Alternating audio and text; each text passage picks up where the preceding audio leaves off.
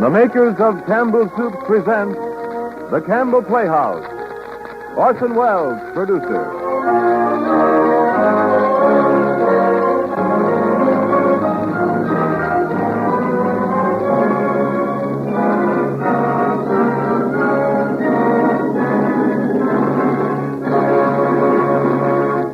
Good evening, this is Orson Welles. One of this season's bestsellers, Wexford Point, by last year's Pulitzer Prize winner, John P. Marquand, is the Campbell Playhouse selection as the best new book for May, a choice which will probably surprise nobody. Wexford Point is the story of that immovable object known as an old family. And believe me, the Brills are as entertaining and as plausibly improbable a collection of American ghouls as you've ever encountered. The Brills are quite a story, but we'll leave them, I'm afraid, tonight pretty much as we found them. For candied fruit never spoils, and the Brills are put up like preserves in the past, hermetically sealed, fixed in a thick syrup which is family pride. They bear charmed lives, these people from the past, these enchanted islanders from the ever lands of yesterday, these heartbreak householders like the Brills from Wexford Point. They will never grow old, and they were never young. They are exactly as ageless as a pickle. The Brill variety will be new to you, but not entirely unfamiliar. All the incidents and characters in this story are entirely fictitious, and no reference is intended to actual persons living or dead. The Campbell Playhouse resorts to this prudent incantation because it turns out that almost anybody in New England can tell you just who the Brills really are. Of course, there are several versions, so we've asked an authority to settle the dispute for us at the end of tonight's broadcast. He's the best authority we could find. He is not a Brill. He swears he is not a Brill. He is John P. Marquand, the author. But now, just before we begin, a word from Ernest Chappell.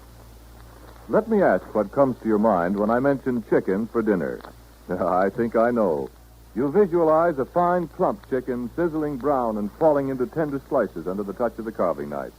And you recall the eager anticipation as the plates were passed from place to place. Grand dish, chicken. A special occasion treat that's always welcome. But remember that between these special occasions, your family can still enjoy the good taste of chicken soup. Because just as sure as you like chicken, you'll like Campbell's chicken soup.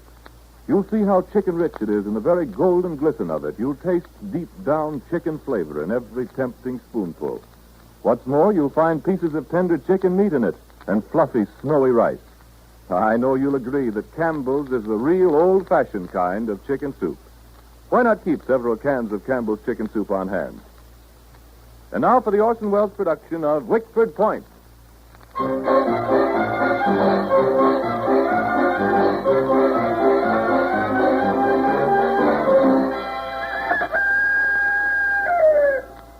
Morning, Jim. Good morning, Sid. Say, Jim, have you ever noticed the high surface tension of coffee? I think this coffee's been boiled too long. It's been on the back of the stove for 4 hours. I can tell by watching it drip from the spoon. How's your stomach, Sid? Well, I lay in the sun on the beach all day yesterday. As long as I'm perfectly still in the sun, I seem to be all right. By the way, Jim, I borrowed some of your socks this morning. I haven't gotten around to doing the washing. Where's Bella? Upstairs. Joe Stowe called up.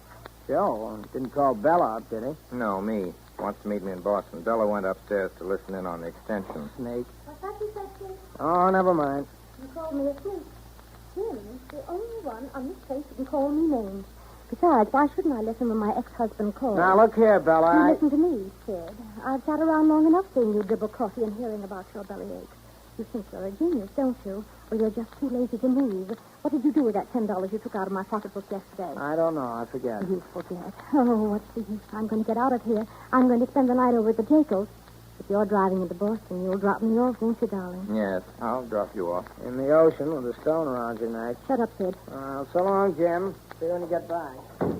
Jim, are you really going to New York? Yes, I'm driving down. Why, darling? Why should you be going to New York?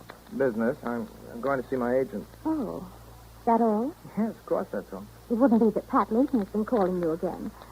I wouldn't like to have her telephone bill. Now, listen, honeybee.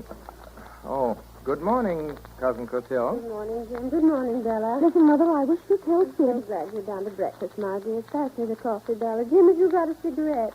I gave you all mine last night, cousin. Yeah, Buddy always takes my cigarettes. I don't know what happens to all the cigarettes in the house. I don't know what happens to anything. First they're out of cigarettes and they're out of soap, and then there isn't any gin. Somebody must take it all. It must be the cook's little girl. It might be that man who comes around selling fish. I knew of a plumber once who stole a quart of whiskey. Listen, Jim, I'm going up to change my dress. Don't leave without me. I won't. You got exactly 10 minutes. I'll be down. All right. Dear, I wish Bella wouldn't drop everything everywhere. By the way, I thought that Mr. Berg she brought into lunch last weekend was delightful, didn't you? No, I didn't. We needed some money in the family and little peasant blood. You know, I'm glad Bella can attract men. It's always much nicer when there are men around. Everyone is much happier and much less nervous. I wish you wouldn't be so hard on President Roosevelt, dear. President Roosevelt? I haven't been hard on President Roosevelt. Perhaps you haven't yet, but you were going to be. I should have voted for him if I'd remembered to register. I never have remembered to register. I know he'll look out for me. I can see it from his face. And he'll look out for you. Well, someone has to. Jim, who was that letter from this morning? It looks so interesting. She writes the same way I do. I always did have such trouble with my writing until I just stopped trying. It's from a girl in New York. Her name's Patricia Layton. I don't think you know her. Oh, darling, I've never even heard you mention her. No, I don't believe you have. Well, she writes the same way I do. When are you leaving, Jim? Joe Stowe wants me to meet him in Boston. Dinner. Joe Stowe? Yeah. He's on his way to Vermont. Does Bella know? Yeah, she knows. Give Joe my love. Why do that? After what you did to him, you and the other Brills. Joe and Bella might still be married if you had... Darling, I didn't do anything. I know you love him, but it was all a mistake, his marrying Bella. Give Joe my love. He'll understand. I do wish you weren't going away, darling. No, I'll be back. You're always going away somewhere, aren't you? If you aren't going away somewhere, you're always reading something. Why can't you stay here? You're one of the children, dear. You're part of Wexford Point. You're the only one that ever looked out for me. Oh, Jim, I wish you'd read this. It's a letter from the bank. I don't understand it. I understand it. You've overdrawn your account again. Give me a match, please. No, not that box. It only has burn matches in it. The other box, just there. The bank is wrong. I sent them $100 last week. It's very stupid of you. Well, I'm leaving now, Cousin Castile. Oh, dear, then you really are going. You will come back, won't you, Jim? Of course I'll come back. I'll only be gone a few days. Bella! Bella! I'll be right down. Bye, Frida. Bye, Mr. Calder. Oh, dear, I don't like it when you're not here. Jim, you're the only one that ever looks out for me. I just... I'll come back, Cousin Castile. I'll be back on Friday. Well, sure, we'll clean this car occasionally. Bella! Bella! Where are you? Oh, come on, honeybee. Let's get started. Heaven's sake. Earl! Earl! Yes, Mr. Jim? Earl, what happened to gas in this car? I had a full tank last night. I guess Mr. Sid must have taken it. He went down to the beach just now in the other car. Mr. Sid's got a rubber tube in his car. He flushed it out. I see. Didn't he leave you none at all, Mr. Jim? Doesn't look that way. How am I going to get out of here? I'll wait till Mr. Brill gets back. Say, Mr. Jim, nobody's paid me yet. You asked Mrs. Brill about it. Bella! I did ask her. Bella! I did Bella! ask her, Mr. Jim. He has to wait till the first of the month. Guess maybe there'll be enough gas to get me to the main How do you road. like when you dress, Jim? It's nice. Now, come on. Mr. Jim. Yes? Can I have a Come dollar? on, get in. You see, Jim, I was in plenty of time. Bye. Yeah. Goodbye. Mr. Jim. Yeah. Your chocolate candy bar. Yes, what is it, Cousin Codille? Yes, I'm coming back. Yes, Cousin Codille. Orange kiss. Will you please bring me that chocolate nut bar? And Mr. Jim, you haven't brought me that copy of True Romance yet. Yes. Chocolate nut bar. Chocolate nut bar. Goodbye. Nut bar.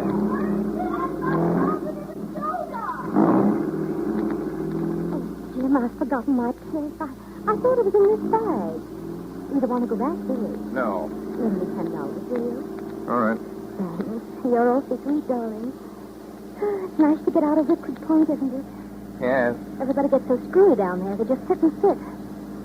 You wouldn't be getting out of Wickford Point because you just heard your friend Howard Berg was at the Jekyll's, would you? Jim, darling. You're so silly. Bella, tell me, what do you know about this Howard Berg? Why'd you pick him up? Just in case you want to know, Howard Berg is one of the most important men in war. Who told you so? Berg and who else? Lots of other people you don't know, darling. Lots of people you couldn't possibly know. Who wouldn't care to meet you. Important people? Yes, important people. And it might be a help to you.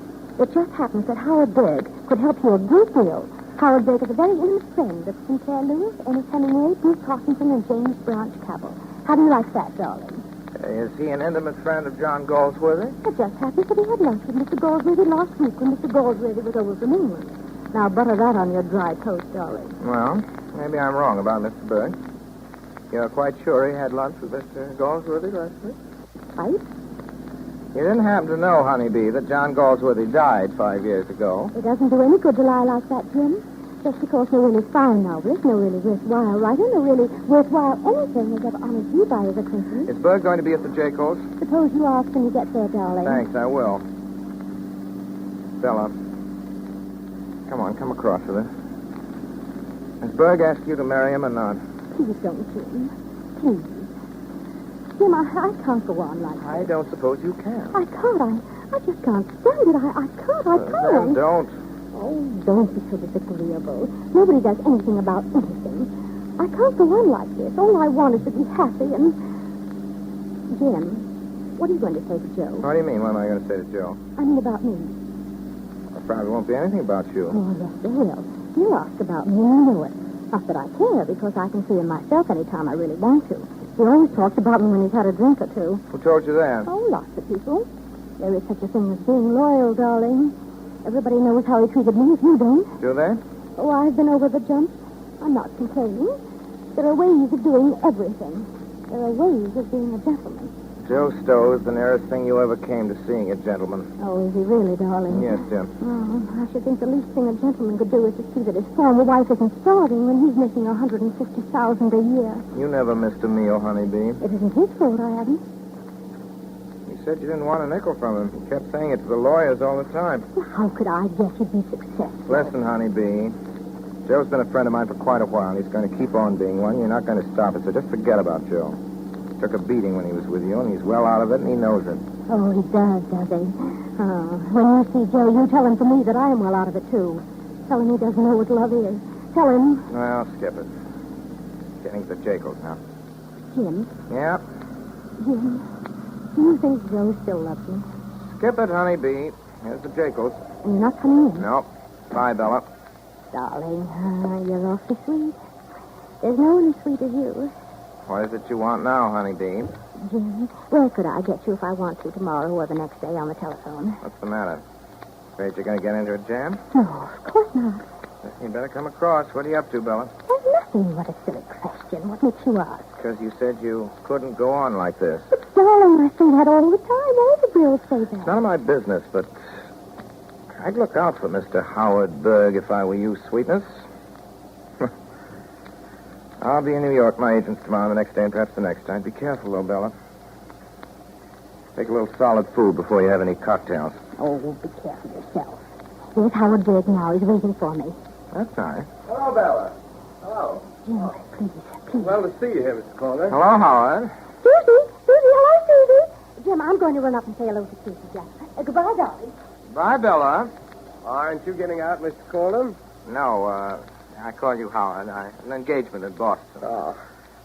By the way, I got a call, Howard, from a garage on the main road. The man there says he made some repairs on your car last weekend. He thinks you may have forgotten it. You know how these people are, just 2 jumps ahead of the sheriff. Well, that bill was paid the first of the month. Oh. If you give me the name and address, I'll send out another check tomorrow. Thanks for telling me. I don't like things like that. Please get this. I pay my bills. I pay them promptly. Then you haven't minded my bringing it up, Howard. No, I appreciate it fully. Well, I must be going. So long, Berg. So long.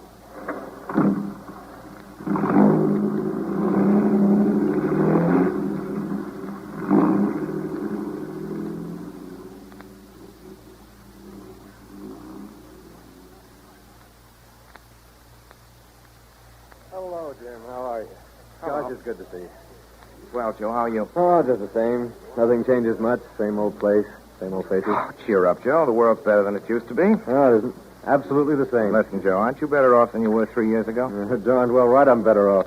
It's like being out of prison. It's like being alive again.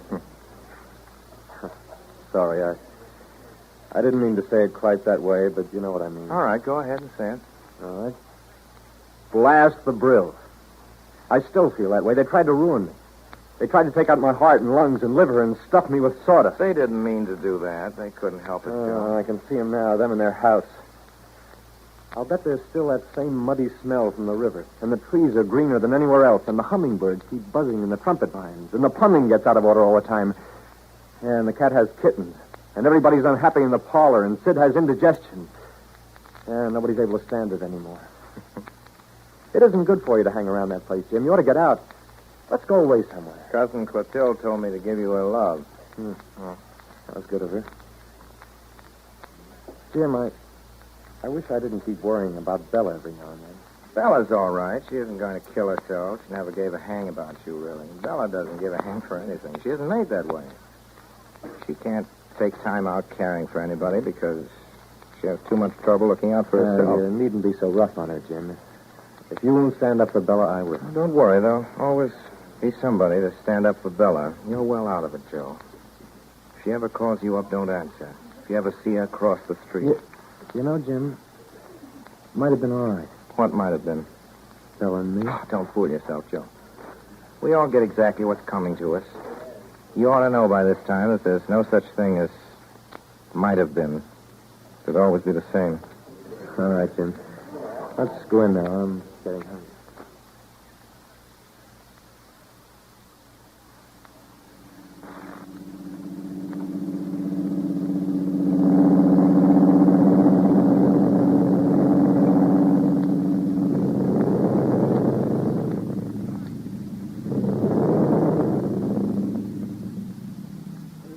Cognac in your coffee? Yes, thanks, Pat. Well, Jim, aren't you going to kiss me? What about your maid, Pat? Don't you think so? I guess she can stand it if I can. I'm awfully glad to see you, Jim. Darling. Pat, we ought to cut this out. Why? Oh, because you're a nice girl. It doesn't look well, Pat. I don't want you to be talked about. Well, you're a nice boy, too. That is as nice as any boy can be when he gets to be your age. I can stand it if you can, Jim. Pat, I don't want you to stand it. Darling, you need me to look after you. I don't want you to look after me. Give me another kiss and sit down and finish your brandy. All right. It's going to rain. I don't care, do you? No, let's stay out here on the terrace. It won't rain for a while. Darling, tell me about Wexford Point. Wexford Point? What do you want to know? Everything. Means a lot to you, doesn't it? Yes, it does. It's always been part of me. It's still part of me. You England must be awfully queer. I suppose that's why you're so queer about things, Jim. Am I queer? Yes, in a way you are. Suppose you take me apart a little more. I don't want to. You're all apart already. But just the same, you seem to go. And I like the way you go. Darling, would you ever take me down there to Wexford Point? Or would you be embarrassed? Oh, take you. I'm going down Friday night. You'd better come along. Oh, it would be fun, wouldn't it? Oh, tell me about it, Jim. If you'd tell me about it, maybe I could understand. All right. Well, there's something strange about that place. Something you'll notice the minute you get there. It's like a crowded room. There have been too many people at Wexford Point. Sometimes I think nothing that's ever happened at Wexford Point has ever entirely left it. And that parts of everything which has happened there are always waiting, ready to move forward out of nowhere when they're least expecting. There were 3 sisters living at Wexford Point. My great aunts, Clethra, Georgiana, Sarah. And Aunt Sarah was over 80. She was still a good hand with an axe. I remember as a little boy watching her go into the woodshed, take off her shawl and poke bonnet and mittens and cut short sticks for the parlor fireplace. One of the branches of the great elm by the front door was twisted because Aunt Sarah's mother used to have a pig hung from it in the winter. Aunt Sarah read me all the Waverley novels, and sometimes she'd read me out of the essays Dear Waldo had written. That was what she called Ralph Waldo Emerson, friend of John Brill, the Wexford sage who used to row across the river to visit my great aunt. It was his son, Hugh Brill, who rode across that same river years later and married my cousin Clotilde. That was the beginning of the Brills. I remember what my grandfather said to me. I remember When he heard I wanted to live at Wexford Point and be a farmer, he said, I was about 8 then. Farm, my boy, nonsense. This isn't a farm. It's a white elephant. Eats up money faster than I can make it. You get those ideas out of your head, Jim. They were all going barefoot when I came to Wexford Point. You like to wear shoes, don't you? Well, Grandpa, I like Don't tell me you want to be a poet like old Brill, the Wexford sage, and grow a beard and look for huckleberries. No, indeed. You're going to learn something about money if I can arrange it. Somebody's got to know about money beside me. I can't support the whole family. Grandpa, I support the whole family. They don't even know it. Just take it for granted I should support them. Your grandmother was a beauty like your cousin Clotilde. I remember the first day I ever came here to Wexford Point. They were sitting under the big apple tree on the lawn playing quotations. They asked me to stay to supper. Then they found there wasn't any supper. I took your Aunt Sarah down the carry-on and bought some. That was 40 years ago. I've been buying everybody's supper ever since. When I die, I'll still be paying for that supper. If there's any money left.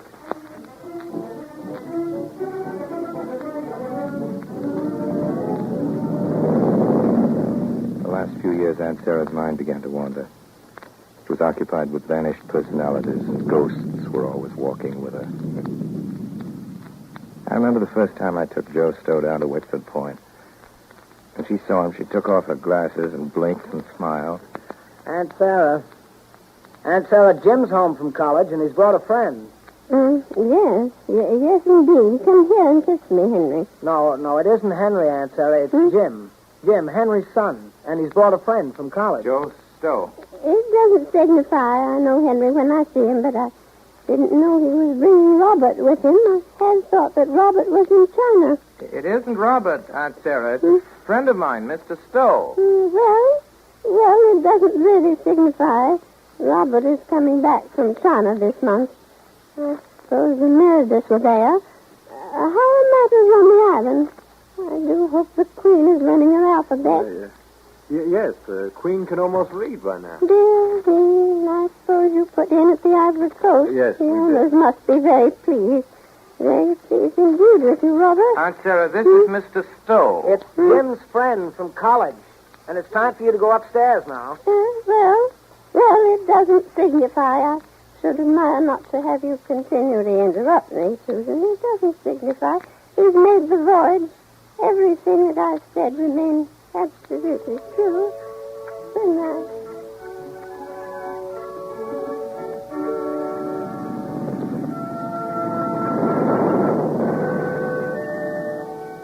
When Aunt Sarah died, it turned out that Aunt Sarah had left her share of the place to me. And strange enough, after I really owned part of the place, I didn't come back for years. There was the war, and after the war, I spent a couple of years working as a correspondent in China. And when I came back, nothing, and everything was changed. Bella was grown up. The house was full of Harvard boys in love with her, and everyone at Wexford Point seemed to know a good deal more about China than I did, so there was no need for me to speak.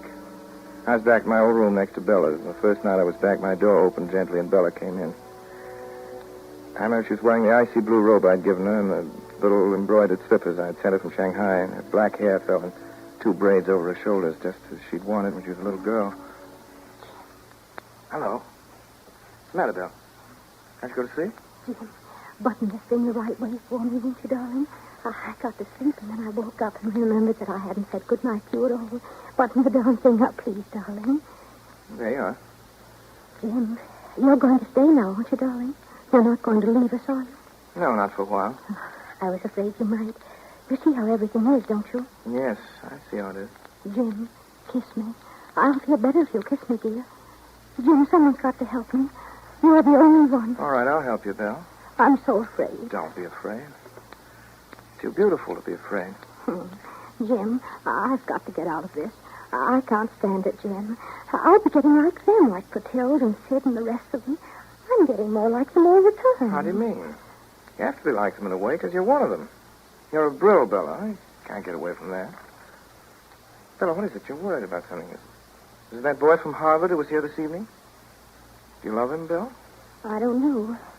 Sometimes I do, sometimes I don't. Jim, I wish I knew. If you did, you would. Looks like a nice boy. Does he want to marry you? He wants me to marry him right away. See any money? Of course, he's everything I ought to want. How does it feel when he kisses you? Oh, it feels just fine. Good. He's so gentle. He's so darling, Jim. Oh, I'm so mixed up. Sometimes I think I'm not fit for him, and then when he's away, I miss him. And then I want to marry him, and then I don't. And everybody's trying to stop me. You're trying to stop me, Oh, Jim. for heaven's sake, stop thinking about yourself, Ellen. Go to bed. Now, good night. Darling, please don't be so cross with me. I don't know what I'm saying. I don't mean half of what I say. Aren't you going to kiss me goodnight? You want everything, don't you, Bill? Darling, you better get out of here. Jim, you'll stand by me, won't you? You're the only one who understands me. Jim. Yes? Jim, if I don't want to marry him, will you take me away somewhere? Not Italy, but some place where people wear queer clothes. Jim, you will take me away, won't you, darling?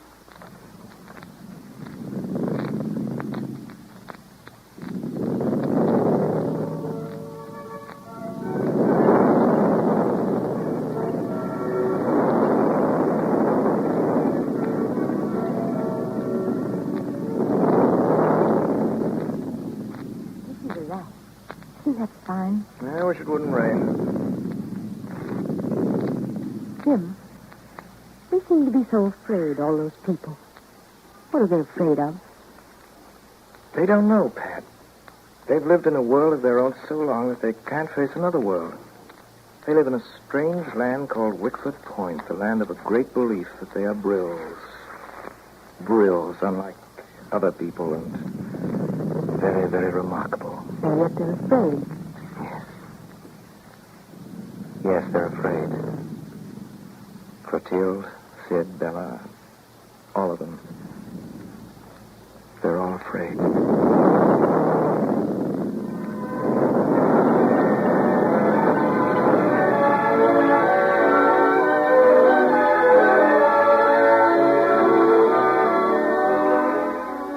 You are listening to the Campbell Playhouse presentation of Wexford Point, starring Orson Welles.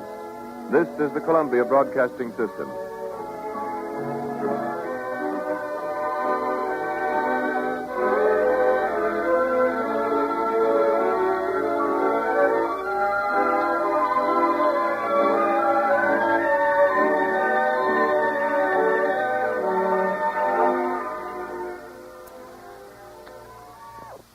This is Ernest Chappell, ladies and gentlemen, welcoming you back to the Campbell Playhouse. In a moment or two, we will resume our presentation of Wexford Point. But first, may I say a special word to the ladies. It's an evidence of the discriminating taste of homemakers throughout the country to see how quickly they respond to improvements in the taste and flavor of food. Whenever we discover that a change in recipe or even a change in the method of preparation will improve the flavor of any of our soups and make it more delicious, that change is made at once. But long before our advertising tells of the change or improvement, the news about it spreads across the land. Some time back, for example, when Campbell's chicken soup was made so much better, so much more delicious than ever before, women all over the country told their grocers about it. And many of these women wrote letters of approval directly to us. We knew further by their purchases that the word was spreading, for we were being called upon to make more and more chicken soup every week. And this is why we're so confident that if you buy Campbell's chicken soup from your grocer tomorrow, you'll be so pleased with it that you'll have it again and again. Now we resume the Campbell Playhouse presentation of J.P. Marquand's story, Wexford Point, starring Orson Welles.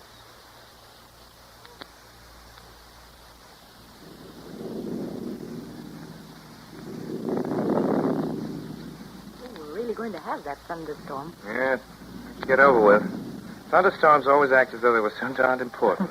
Let's stay right here where we are until it stops. You keep on telling me some more. What was it you were talking about? Weren't you listening? Yes, I was listening. But I was thinking about you. And I was talking about Bella. Jim, will you really take me to Wexford Point? I'd like to see them there. When can you leave? Friday night. Then we'd drive up. Why do you want to go there? Well, I don't know exactly. But I really would like to. Will they all be there, Jim? All the Brills? Oh, yes, they'll all be there. When did you last see Bella Brill, Jim? I saw Bella yesterday. She's very still. When did she get here? Who? Bella Brill. When did she get here? I don't see what you mean. Bella isn't here. I left her up at the Jacobs in Boston. My dear, she isn't there because she's here in New York. I saw her this afternoon on 42nd Street with a man. You did? What's the matter, Jim? Well, nothing. Nothing much. I just remembered she wanted to know where she could reach me if she needed me. They're always after you, aren't they? Yeah. Bella needed you. You'd leave me, wouldn't you? No, Pat, not exactly. You would, wouldn't you? I don't know. I'd help her. I'd help her out of anything. That's one thing about you. You always tell the truth. I don't care much what happens as long as you tell the truth. I wonder why you'd help her. Do you know? Yes, that's easy. I'd help her because I always have. It's the only reason. You're worried about her, aren't you? Well, go ahead. Doesn't make me mad, particular. Something's going on. That man, do you remember what he looked like? Yes, he was tall, dark, and rather handsome, with a hard face. The sort of man you'd see at a nightclub dancing. Snappy dresser? Yes, a very snappy dresser. Did you ever hear of a Mr. Howard Berg, a big power in Wall Street? That's what Bella says he is. No, did you? Well, that man was certainly Mr. Howard Berg. Never mind, Mr. Berg, Jim. Please go on. Tell me more about the Brills. Tell me about her, Bella. How she married Joe Stowe. Well, we just heard how she married Joe Stowe. She brought him back with her from Rome. Joe happened to be in Rome that same year. Paper. I don't know quite how it happened. The young man from Harvard just drifted out of the picture. That's the way it was with the Brills. Things just happened. We weren't any too clear about anything. Wickford Point was like a floating island that once had been solidly attached to the mainland. That's the only way I can describe it. I can see it being severed from reality when I was still very young and drifting off, a self-contained entity, into a misty sea. Jim, I know it. What? It's Bella. Bella's dead. Sid, you open it. You've got a clear head, and you can tell us if it's anything terrible. I never did like telegrams. They're unhappy things. Jim, please keep holding my hand. She says she's coming home. She's going to be married. What's that? Returning May 4th. Dreadfully, dreadfully happy. Going to marry Joe Stowe. Love, Bella. Joe Stowe. He's a friend of yours, isn't he? You remember Joe Stowe. It's the best news I've heard since the armistice. Sid, will you get me a glass of water from the pantry and an aspirin? I think it's perfectly dreadful. It'll take her away somewhere. Cousin Clotilde, you used to like him. I don't see why you think it's so dreadful. Well, did I? Well, I never thought he was distinguished. How can you say that? You haven't seen him for years and years. He'll take her away from everything she has. Well, suppose he does. That's exactly why she's marrying him, because she wants to get away from everything she has, just as you say. Perhaps she does, but Bella wouldn't be anyone without her own traditions. What do you mean by tradition? Oh, I wish you wouldn't be so tiresome, dear. Tradition is what we're taught to live for. Bella's tradition is what she's been taught to live for. Will you please give me a cigarette, Cousin dear? Clotilde, I sometimes wonder just what you do live for. I live for the children and for other people, dear. I don't do it very well. I'm a very careless manager because no one could ever teach me to add or subtract in school, but I try all the time to make the children and other people happy. Well, how about Bella? Perhaps she wants to make somebody happy, too. Perhaps she wants to do something for Joe Stowe. You Well, thought I'd about like that? to know what Mr. Stowe's going to do for her. They haven't the same tradition. He isn't going to fit in. He's going to... He's going to do what? Darling, don't ask me what I mean. I'm going to my room. He's going to try and take Bella away. And Jim, when Joe Stowe comes back, I think you ought to tell him. Someone ought to tell him. Tell him what? Well, the way Mother feels, she's always right. He shouldn't marry Bella, Jim. Absolutely isn't going to work. You know a lot about it, don't you, Sid? Well, now, listen, we don't like him, Jim. In fact, we hate him. It's going to be impossible if we all hate him. Oh, you're crazy. You've hardly ever seen Joe Stowe. None of you've seen him. How can you hate him? Well, it isn't attractive, Jim. I know it isn't attractive. Have you ever seen a lot of dogs? What have dogs got to do with it? Well, now, look at it this way, Jim. The Brills are all a very funny breed of dogs, inbred and overbred. I never did like dogs, and I haven't much respect for human beings either. What are you trying to say, Sid? When a new dog comes, the others hate him, don't they? Particularly when they're abnormal dogs. Well, Joe Stowe's a new dog, and we don't like him, and we'll never like him. We won't like him because he's new and because he's abler than we are. You can't help it, Jim. We're just going to hate him. I suppose Bella loves him. Oh, no. That doesn't sound like Bella. Well, perhaps he loves her. Well, heaven help him if he does.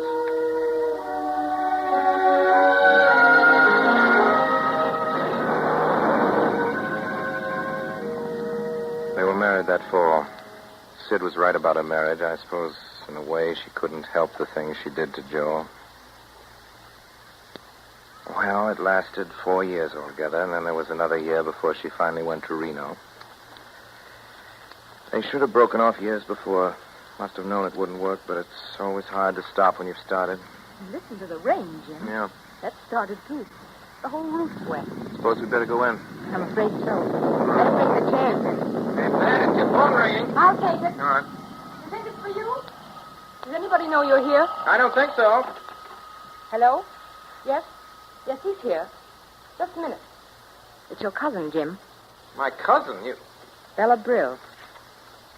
How on earth did she know? She must have called. Hello? Yes, Bella. What? What?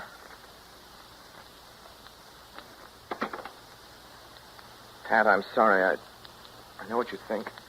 Do you, Jim? I wonder. I have to go, really. She seems to be in a really bad mess this time. Pat, you don't hate me, do you? You're going to take me to Wexford Point this weekend? I said I would. I'll call you in the morning. Goodbye now. Goodbye, dear.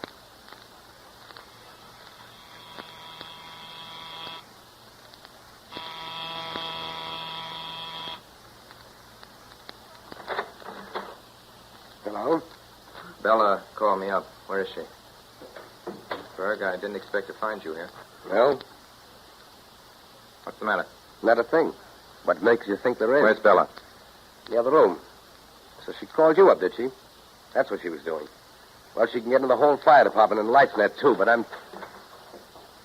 Oh, darling. I'm so glad you've come. You must understand that nothing Mr. Berg says is true.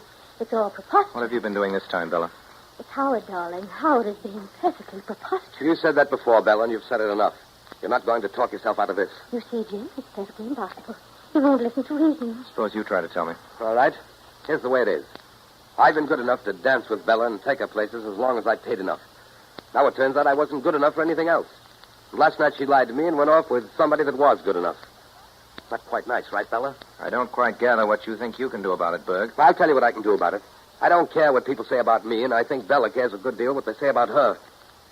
That gives me quite an advantage, doesn't it? It certainly does. Just as a matter of personal satisfaction, Bella's going with me to Bermuda. The boat leaves at 2 o'clock. That's what she said she'd do when we flew down from the Jacobs yesterday afternoon, and that's what she's going to do. For once in her life, she's going to pay for something. You know, Berg, that's rather an unusual idea. Now, that's my business. I mean it. Darling, you see, he's mad, and, well, it's almost blackmail or something, darling. Don't you see? You'll have to do something about it. Suppose you stop calling me darling. Gotta go to your room, pack your bags. Jim, are you crazy? It's 11:30. You want to look attractive on the boat? Go on, get out of here. You see Mr. Berg means what he says? I wouldn't stay in the room with you. I don't want to. I know what you think of me. You needn't bother to tell me. Well, that's all right, Mr. Berg. Don't have it on your mind. She'll go with you if she's sensible. You can do what she likes about it, what you like. I don't care. I'm rather surprised you take it this way. So am I. Well, it doesn't make much difference. I'm sorry she got you here. Why? Frankly, the whole thing doesn't give me much satisfaction. You see, I was under the impression until last night that Bella was going to marry me, and then because I asked her exactly when, she threw me over. So you really wanted to marry her? Yes, I was that much of a fool. If I were you, I wouldn't fall in love with her again. She'll try to get you back again sometime or other. You see, she just wants everything at once. It isn't worth anyone's trouble, actually. Are you trying to give me some good, sound advice? No, I'm just telling you it isn't worthwhile. It's all a waste of time because you don't get anything back. Why not? Because she hasn't got anything to give. You think she has, but she hasn't. It's their fault. I suppose you'll think you've talked me out of it. I told you I didn't care, and I don't care. She had it coming to her. Well, forget it. I'll be going now. Where? Just checking out, getting on my way. I guess you're right. It isn't worth my time. You're really going? Yes, absolutely. Let's forget it, shall we? Yes, Berg. Let's forget it. Well, so long. Bella, you can come out now. Mr. Berg is gone. Well, thank goodness that's over.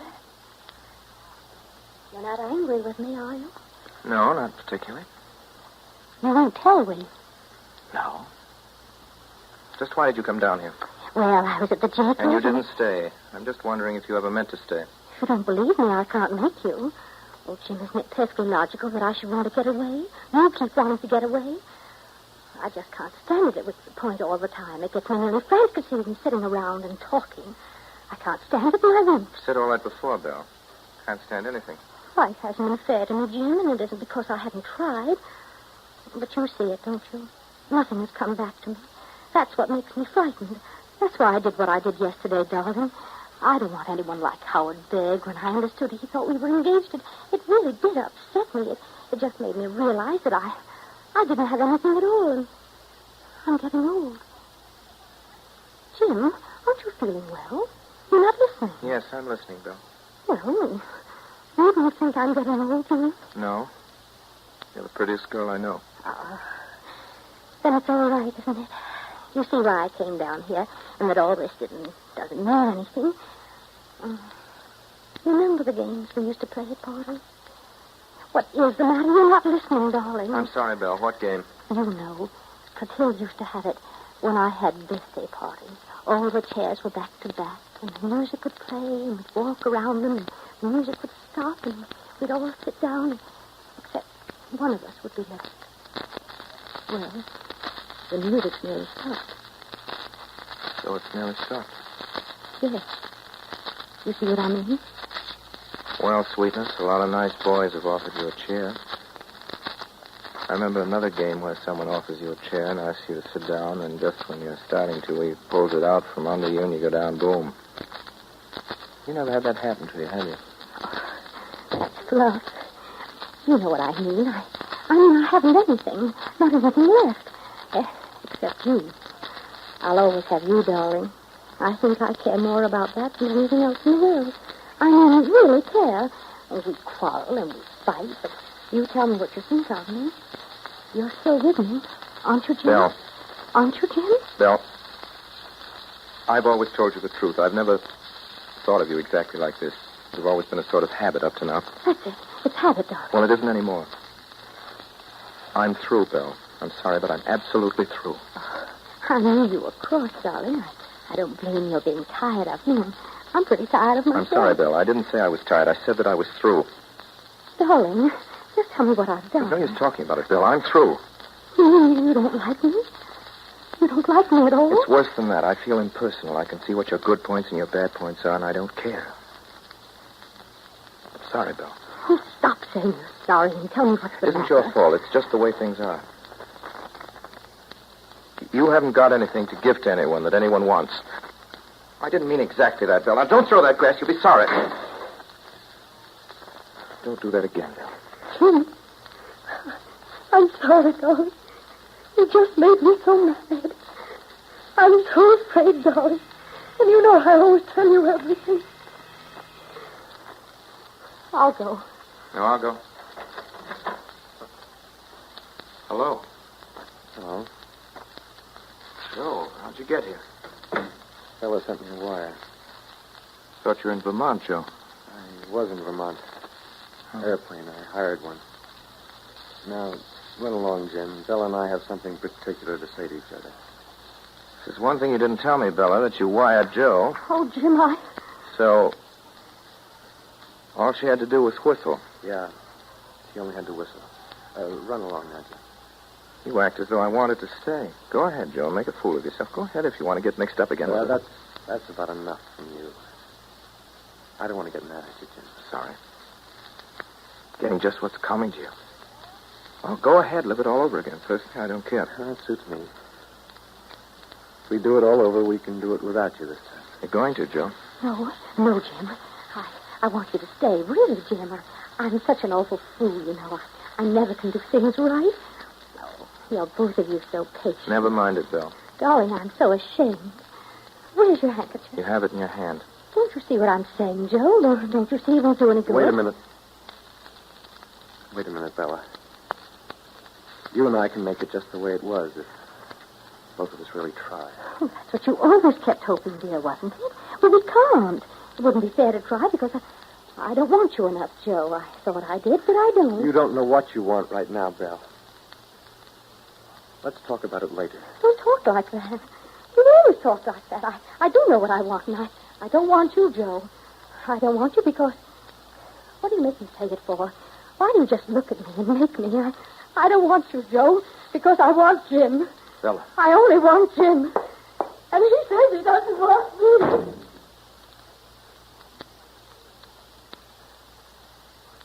What do you suppose she does want, Jim? Cosmos.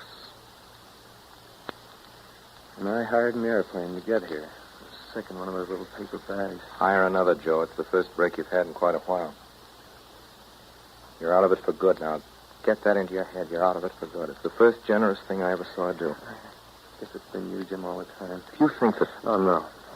No, I don't think you're two-timey. It's just that way. You even wish her off on me, Joe. Oh, that's pretty hard. Maybe it's time something was hard on her. Jim, you couldn't... No, definitely not. Jim, let's get away somewhere. Where? Anywhere. There's Spain. I never did like Spain. All right, I don't care. There are other places, lots of them. What's the matter, Jim? You're getting soft. Don't you want to go? I don't know.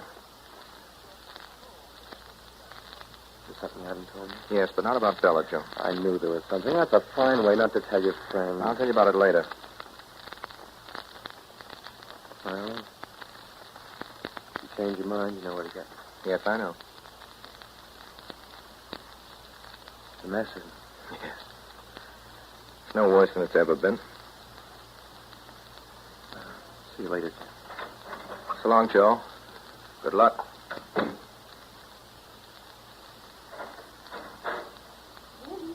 Yeah. I sent him away, didn't I? Yes, you did. I didn't have to. No, that's true.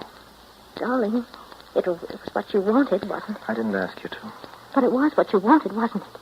That's why I did it, darling. I'm very much obliged. Bella, maybe it makes you feel better. I hope so. Why? Because you've done something decent. You like me better, don't you? Yes, honeybee, I like your good deal better. You've been very generous. Oh, you didn't mean those things you said. You take them back now. Let's don't you, forget darling? about it, darling. Only that we've both been fighting. Oh, so it didn't do any good? No, you're wrong, Bella. It's done a lot of good. You're nicer than you've ever been right now. It's like an operation, darling. I feel so weak. My head keeps going around. You'll be kind to me anyway, won't you? Anyway. Yes, of course. I feel so unattractive.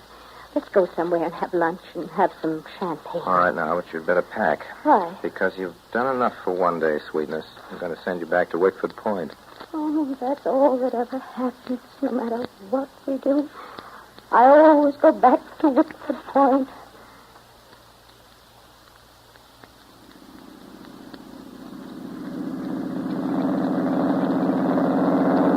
Well, there it is, Pat. Down below there. The roof's the hay barns and the chimney's the house. That's Wickford Point. Pat, can you smell the smell of the river, the warm, muddy smell down You're there? excited, aren't you, Jim? Yes. Every time I come back, there's the excitement of finding it still there waiting for me. You hear the wind in the pines? I used to come up here to this point as a child. There was the same soft wind, the same whispering, laughing among the trees. Hasn't changed at all. Jim. Yes, Pat? Jim, they haven't got you yet. You love me. I wish I didn't sometimes. Why, Jim? I don't know. I guess I'm afraid. Afraid? Myself. You know what I mean. Jim, we can't go on like No, this. I don't see how we can. Do you mind if I ask you something? Anything you like. All this about Wickford Point. This feeling you have about not being able to escape. You're not saying this on account of Bella, are you? Bella? It isn't Bella you're talking about. You will tell me the truth, won't you? No. I don't mind if it hurts. It's not Bella. Oh, I'm glad. I'm so glad, dear. Jim, I wish you'd put your arm around me. I feel a little dizzy. Pat, are you crying? No, not really. Women just have different ways of showing they're happy. Jim, if you really love me, if you really want me, let's go away tonight. Now. Don't let's go down to the house. But you said you wanted to see the house. I've changed my mind, Jim. It's our only chance to get away from here now, tonight. I want you to marry me, Jim. It wouldn't be so bad for you, not as such things go. I'd make you happy. Pat, I'd go twice around the world with you tomorrow. There's nothing I'd like better. And farther than that? Farther than that. I'd go anywhere you say, and as long as you like, but finally, dear, I'd always come back here, and you couldn't stop me, and I couldn't stop myself. You know that. You wouldn't like it. I'll take my chance on that, Jim. I want you to come away with me now, while you're free, and while I'm with you. If we don't go away tonight, we'll never go. It's our only Pat. chance. I know I'm right, darling. Pat. We've got to choose, Jim, now, tonight. It's me or the bills. It's me or Wexford Listen, Point. Pat, listen. Listen to the wind in those trees. They're talking about me at this moment. About you and me. Listen to their voices. You hear what they're saying? My dear, they're saying, don't tell me you've never heard the most amazing thing like so many others. Why, look who's out here now. Jim Calder and somebody new. Somebody who doesn't belong here. Listen now, they're laughing together. Do you know what they're saying now? Jim, he's changed, but he can't change. He's tried to forget us, but he won't forget. It doesn't matter where he goes. He's out here half the time under the trees at Wexford Point. Even when he's away, he's always here because we caught him as a boy. It doesn't matter where he dies, he'll be back here. He'll always be back. I told you I'm not afraid of that, Jim. It's the present I'm thinking of, not the past or the future. If you want me, Jim, you've got to turn this car back. You've got to leave this place tonight.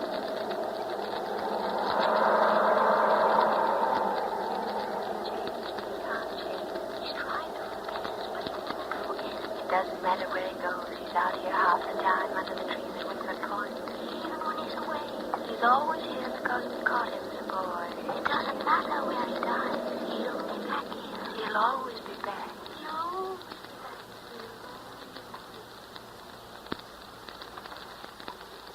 Well, Jim?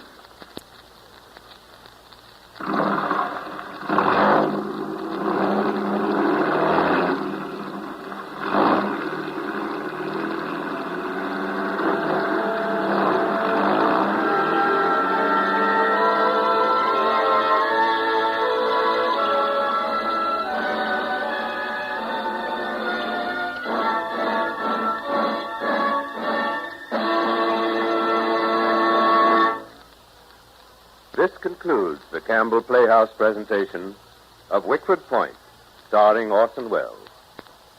In just a moment, Mr. Welles will return to the microphone, bringing with him tonight's author, Mr. John P. Marquand.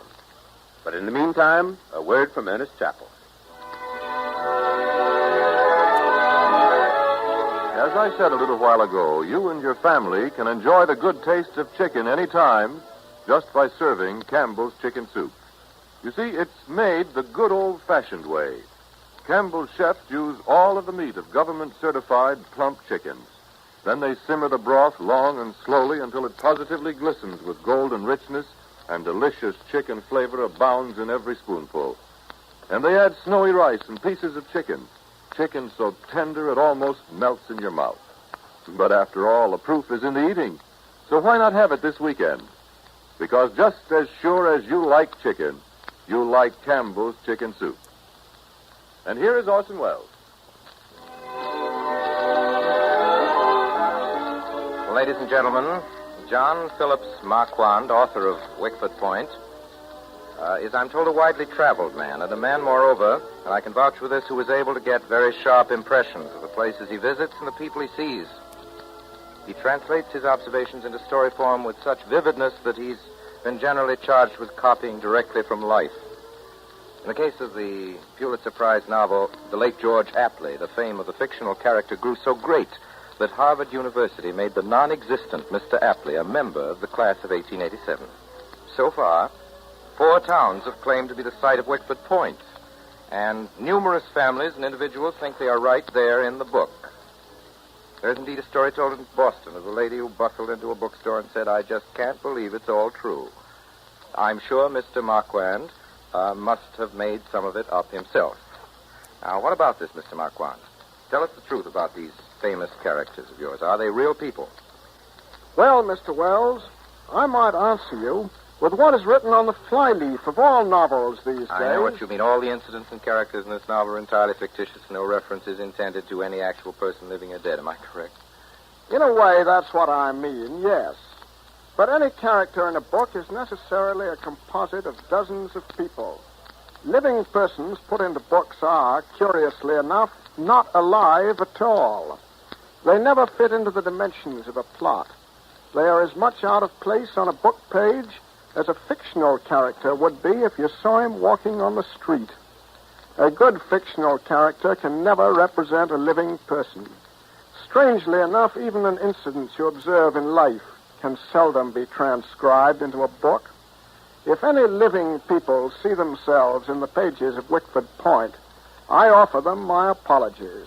Well, at the moment, frankly, Mr. Marquand, I'm not thinking of your New England people, but of another of your creations, another famous Marquand character. What about that incredible Japanese Mr. Moto? I hope there is such a fellow in the Far East, Mr. Marquand, busy with intrigue and international complications. But I suppose you invented him, too. Sorry I can't oblige you with Mr. Moto. He's a strictly fictional character. Well, Mr. Marquand, I'm going to exact a promise from you. Yes?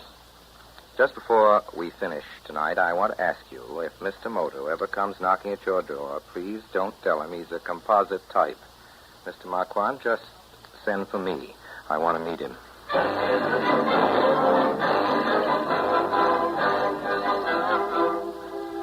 And now, Mr. Wells, will you tell us, please, about next week's story? Well, next week, Mr. Chappell, New England turns the other cheek. From the sultry privacy of Wickford Point, we take you to the hardier groves of Grover's Corners, New Hampshire, and it's with great pleasure that we present for the first time on the air the play which last year won the highest dramatic award offered the American theater, Thornton Wilder's Pulitzer Prize winner, Our Town.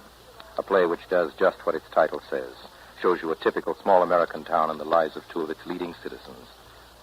Their lives, how they lived, how they were married, how they had children, how their children in turn grew up and fell in love and married, and how some of them died. And so until next week, until Our Town, our sponsors, the makers of Campbell Soups, and all of us in the Campbell Playhouse, remain obediently yours.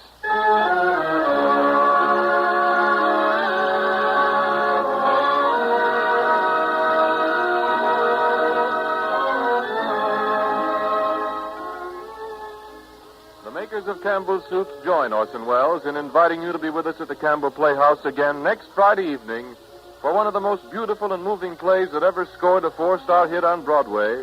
For the first time on the air, last season's Pulitzer Prize winner, Our Town, with John Craven of the New York stage cast. Meanwhile, if you have enjoyed tonight's Campbell Playhouse presentation, won't you tell your grocer so tomorrow when you order Campbell's Chicken Soup? This is Ernest Chappell saying thank you and good night.